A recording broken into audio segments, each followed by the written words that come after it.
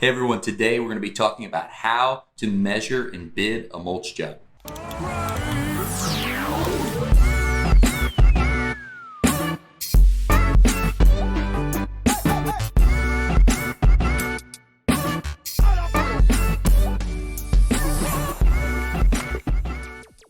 Hi, I'm Jacob, the owner of Scooters Lawn Care, and my channel helps professionals deliver and our customers experience a luxurious everyday life through property transformations. Let's get right into this. So if you are starting to watch this video and you need to know how to measure, calculate, figure mulch, and figure out how to price it, this is the video for you. So without further ado, I come to the handy dandy whiteboard. And today we're talking about how to measure for mulch. It's like really the first thing we're gonna hit on. And some people make it complex and it's really, really easy. So I want to break this down for you. I am no Picasso and I did not get where I'm at with my writing skills. So if you have anything, you leave it in the comments if you got questions on anything I did here. But so here, this is your house, okay? And typically there's gonna be some kind of mulch bed, maybe in the front and on the sides. Now, the way to measure and figure for this is you're gonna take a measuring wheel. That's the easiest way. If you don't have a measuring wheel, you can use a tape measure, but you need to know the length and the width. The reason you need to know that, for these calculations, for any kind of area figures, you're gonna need the total square, I always just put this, SQFT, total square feet. Because with that, you can go ahead and go into the calculation, but we're not gonna get into the calculation first. We're just gonna get into the measuring, because this is the easy situation. A square, multiple squares is the easy situation. But how often are landscape beds square? Typically they look something more like this. They flow all throughout the house. And that's what really, really throws people off is they see these flows and they think, oh no, how do I get a perfect square footage measurement on this? And I'm gonna use a really basic bed. But I'm gonna say that's the oval bed on the front of the house. And how do you get the length and width of that? Leave it in the comments below how you do this. I really want to hear. But how do you get a length and width of something that's not a perfect square, a perfect rectangle? Well, quick answer is you don't. When we're just going out and doing estimates, you start to eye things. So with that being said, you know the width is this amount. You go to the farthest points.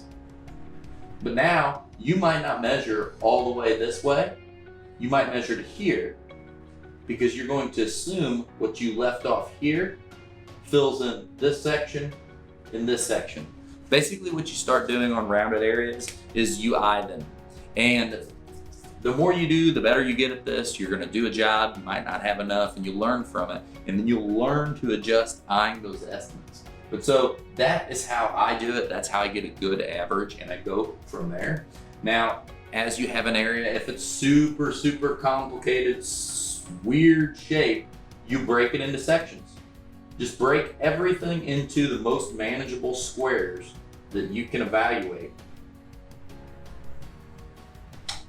to get your final square footage. And then you take this plus this plus this plus this equals 600, whatever it is, and now you've got what you need. So step one, how you measure for mulch. And that's it. Now this pertains to rock too. Really depends on your area, on the what kind of rocks you use and what the figures are. But for mulch, I love to use a landscape calculator for figuring this stuff. It's the easiest thing to do. And that's what we're gonna get into next. With that, I don't like doing always just knowing the formula, because there's a formula for if you wanna do inches and there's a formula if you wanna there's multiple different ways you can do it. What I like is finding something that works well for me and then just continuing it on. And for me, that's always been just a simple landscape calculator that's online. I'll try to put that in the links below. What I like about the one I use is it's just total square footage. You don't have to put length times width. Crazy thing, if you're ever having a problem, length times width, figuring out something, doesn't have to be that. You can just put the total square footage times 1. But I like this one because all it requires is you put in a total square foot. So say it's 600, and then it lets you pick depth of material, maybe 1 through 10. I don't know how many inches it goes, but it lets you pick. I typically pick 2 inches of mulch, and it really depends on the situation. And then I work backwards from there, you know. If it's just a touch up, maybe it's only 1 inch, maybe it's only a 1/2 inch, but it lets you pick these things super easy. So the quick answer on how to calculate this is find something that's giving you good results. If that's knowing the formula, that's fine. For me, I like knowing like a link that I can point my employees to that, hey, this is how I do it, this is what I go to. I don't want you to have to remember anything. I just want you to go right there, use that same thing, put in your square footage, you get the same answers I would have got. Other than your variables, if you need 1 or 2 or 3 inches of mulch, depending on the situation. So now we've covered how to measure it and how to bid it. Sorry, as you can see, AC's broken, sweating through the sleeves, really putting in the grind today. But now we're getting to where the meat and the potatoes, the most important part of this project. You might have already known how to measure. You might have already known how to calculate the material. And a lot of times when I calculate the material, I like to have a little extra. I'd rather have too much and have to try to use it up than not have enough. But the serious part is how to bid that, how to make money on these projects. Because as a contractor, you owe it to your family, you owe it to yourself, you owe it to your team to go out and make a profit. That's the #1 goal. This is not about a charity thing. This is not a nonprofit. This is a business for profit, and you need to make sure you're profitable. So let's start off with find out your mulch price. And just for easy numbers, let's say that's $10 a yard. Well, is that pre-tax or is that after tax? Because if that is pre-tax and you're doing your figuring, you need to now times it by whatever your tax is. Let's here again go with easy numbers. 1% or 10%. So you times it by 0.1 will give you your tax. Or you also times it by 0.1 and it'll give you your final number. So when you hit 10 times 1.1 on a calculator, now you're at 11. Now, something I messed up in my business. I didn't mark up materials and we didn't make much money on materials. We made it all in the man hours. But now you need to mark that up so you can make money on that. So this is just a break even. Basically you've used and you've just transferred it and no money's been made. So here, you're gonna wanna take that by whatever you wanna mark it up. Us, it's roughly 20 on a lot of the hard goods, but it really depends. So if this is $11, 11 times 1.2. So now you wanna mark it up by 20%. I'm not saying that's the right number, but that's what this example uses. We're gonna take it by 1.2. And now we've got a number of 13.2 is your out the door cost for that material, what you're gonna charge. This is your rate. Okay, that's your rate right here. And then this number right here, this 11, this is your actual cost to the company. So your markup is from here to here. That's how you mark that material up. That's how you make sure you're making profit on this material. But now after that, you need to do one more thing. So this job takes 5 yards of mulch. So now we can take the 5 times the 13.2. We've got $66 of material. Our estimate calculator on Service Autopilot also lets us put a cost line in there so we know our markup, we know everything, and it's really clean. But so now you've got $66 of material. Now the question is, how long does it take to put in that 5 yards of mulch? And this is what I hate about people being really general. Now we're general on our pricing sheets, but we've got to allow for variables. So, you know, when I say general, it's like people saying, hey, mulch is $120 a yard, $100 a yard. That's very general to me because there's so many variables. So now the question becomes, our typical, we might say a man, 1.5 man hours per yard. So if there's 5 yards times 1.5 man hours, I'm also not good without a calculator. 7.5. Now we know our man hours. And this is where it's so important that you need to know what it costs to run your business. I see so many businesses that just look at what everybody else charges and it's totally irrelevant. It is your business ran the way you want for that one main goal we talked about. That is to make a profit. I don't care if it upsets some customers because they think it's too expensive or this or that. You are out to make a profit, and making that profit allows you to give the best service to the customers that are the ideal fit. And I don't mean upset a customer in a bad way, just some people might see your prices and they'll think it's too high and they may think you're taking advantage of them or whatever the case. And it's very important to tell them, hey, my man hour rate is set to run my business. That ties in the benefits, that ties in the equipment, that ties in the employees, the whole package. And your business is different from everyone else's business. Your business is your business. The guy down the street where you originally shopped the prices is, that's his business. He might not even know his numbers and he might not be making money. So don't copy off someone that you don't know knows their numbers and isn't the same thing. So now I've got the 7.5 man hours. Now I take that times what your man hour rate is. What is that rate? Let's say this is not what I'm suggesting. This is just a number for this. We're just gonna say, let's say $70 man hour. 7.5 times 70.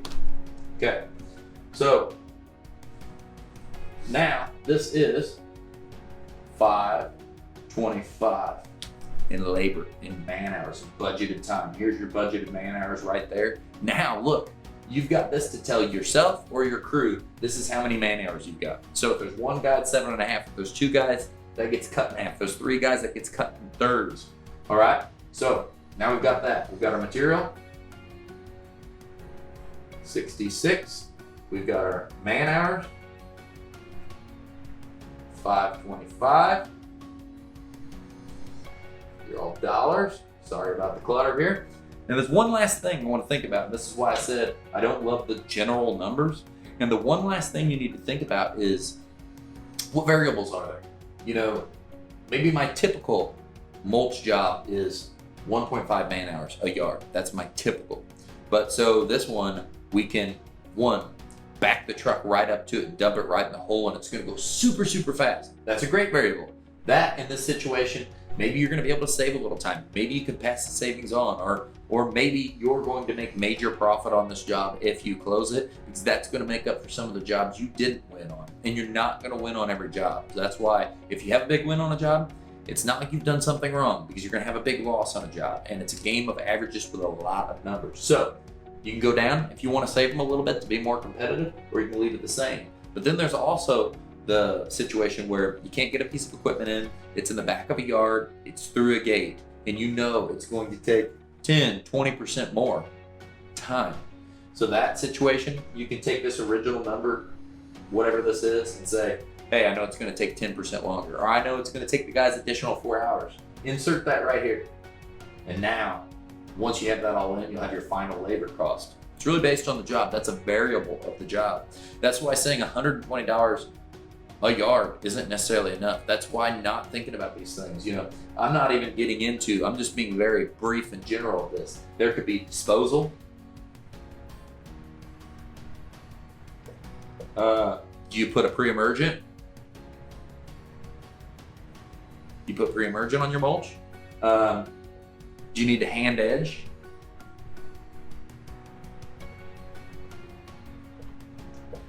Do you need to pull weeds?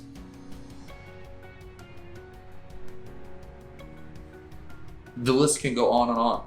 I can think of a million things. Do you need to remove some of the mulch? What is it? What bed prep needs to be done? Do you need to get rid of old mold? Like, there's so many things that you need to think of. All of these things. Is there a horrible number, or horrible writing? Is there a delivery charge? So these are all things you're going to think about in this total price. But we're going to throw all this out the door. We're going to make this easy right now, and we're going to say, hey, I've done all the math. I know it's going to be 5 yards of mulch and about $66 of material. It's going to take my guys, whatever. It's going to take me 7.5 hours to do this job, and that's going to be $525. So when we do our grand total, it is $525 plus 66, and now I've got a $591 job. I always keep digging down into these things. I start thinking, hey, how much time was spent on doing the estimate? How much time was spent on driving around? How much time was spent on following up with this person? Like, all these little things I think of, are there additional things that the company needs to be compensated for? Is there certain site things that are going to be more challenging? You know, so that is the meat and potatoes of how to do the numbers. That's the big part. That's the important part. That's the part that drives profit. It is very, very easy to figure out your materials and your calculations and be close. Always bid high, always have a little bit more. It's always better to have too much than too little, because getting that extra amount out there, incurring a delivery fee, having to slow everybody down while they wait, that costs so much more than having a little too much and then having to deal with it at that point. So I hope this has been helpful to every contractor, every person out there that is putting in mulch. And if you have any questions, you have any comments, anything I missed, because really the price part of it, I could go on forever. So just let me know if there's anything you want to know. I would love to connect with you in the comments and help you on that. Everyone, thank you so much for watching this video, and I will talk to all of you soon.